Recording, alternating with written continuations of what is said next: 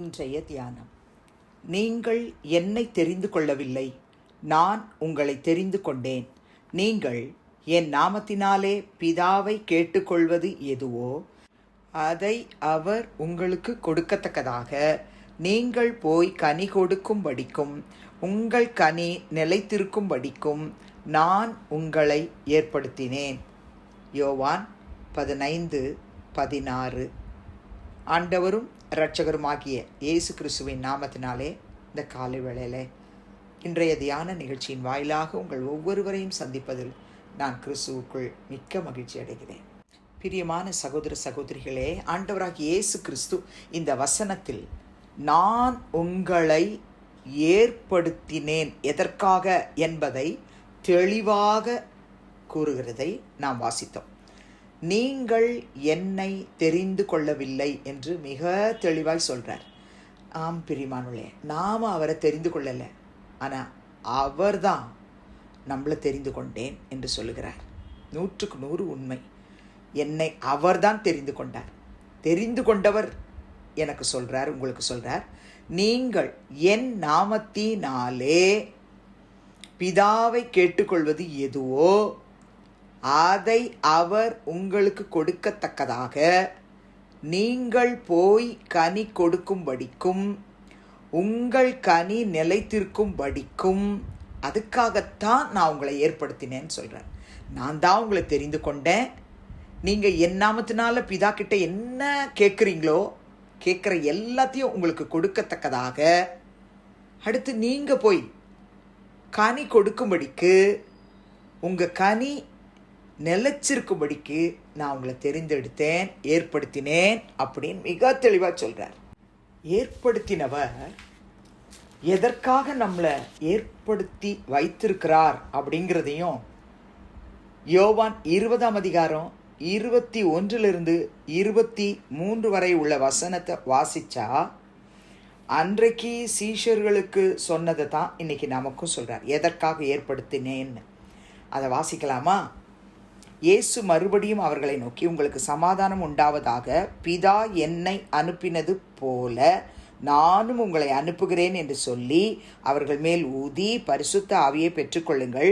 எவர்களுடைய பாவங்களை மன்னிக்கிறீர்களோ அவைகள் அவர்களுக்கு மன்னிக்கப்படும், எவர்களுடைய பாவங்களை மன்னியாதிருக்கிறீர்களோ அவைகள் அவர்களுக்கு மன்னிக்கப்படாதிருக்கும் என்று கூறுகிறார். அப்போ இயேசு கிறிஸ்து எதுக்காக நம்மளை ஏற்படுத்தினார்னா, நாம் போய் மற்றவர்களுக்கு ஆண்டவராக இயேசு கிறிஸ்துவை குறித்து சொல்லும்படிக்கும் அவருடைய உயிர்த்தெழுதலை குறித்து அறிவிக்கும்படிக்கு நம்மளை ஏற்படுத்தியிருக்கிறார்.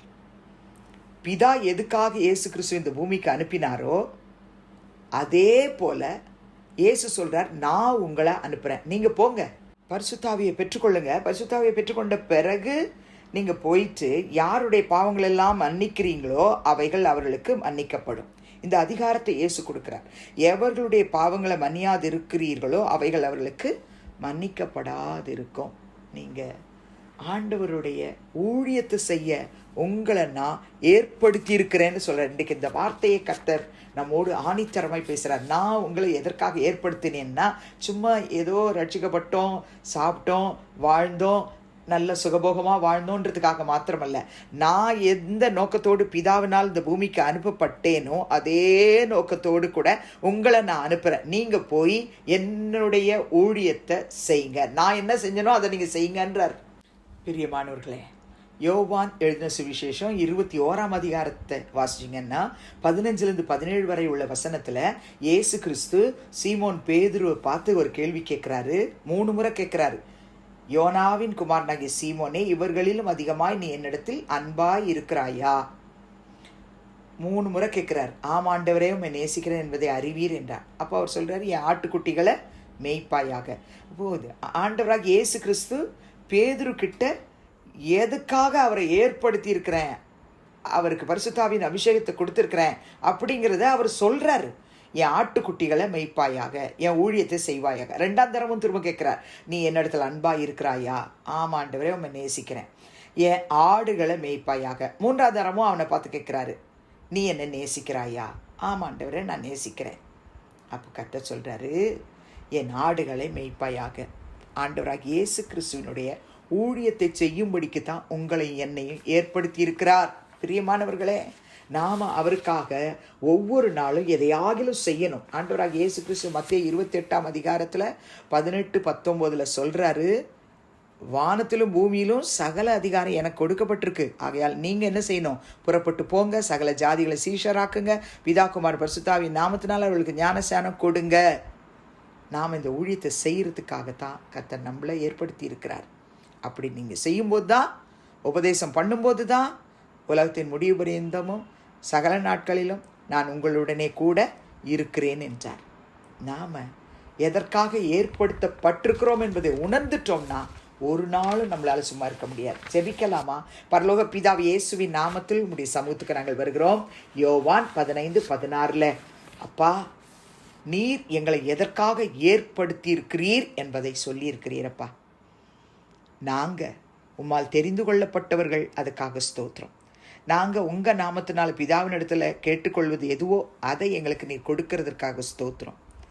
நாங்கள் கனி கொடுக்கணும் ஆண்டவரே, அந்த கனி எங்களில் நிலைச்சிருக்கணும் ஆண்டவரே, அதுக்காக எங்களை ஏற்படுத்தியிருக்கிறீங்க ஏசப்பா. உங்கள் பரிசுத்தாவின் அபிஷேகத்தை பெற்றிருக்கிற ஒவ்வொரு கர்த்தருடைய பிள்ளைகளும் உம்முடைய ஊழியத்தை செய்ய அவர்களுக்கு வேண்டிய ஞானம் தாரும், கிருபை தாரும், பரிசுத்தாவின் அபிஷேகத்தை தாரும், ஆத்தும பாரத்தை தாரும், தந்து வழி நடத்தும். இயேசுவின் நாமத்தில் பிதாவே, ஆமென். கிறிஸ்துவுக்குள் பிரியமானவர்களே, இந்த நாளிலே கர்த்தர் தாமே உங்களோடு கூட இருப்பாராக, உங்களை ஆசீர்வதிப்பாராக, உங்களை நடத்துவாராக. ஆமென்.